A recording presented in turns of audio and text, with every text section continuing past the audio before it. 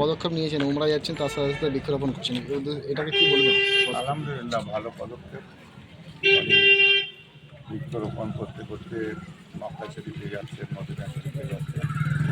আমারও এখানে একটা কাগজ ফুল গাছ কেটে রাখাই ছিল, ওই গেটে একটা যেমন দেখতে পাচ্ছেন মাজারের মেন গেটে, সেই ছোটো গেটে আলাম এক কাজ করুন, আপনি বসিয়ে দেন। আপনি ওখানে এই কাজ করতে করতে যাচ্ছেন, আপনি ওই কাজটা বসিয়ে দেন।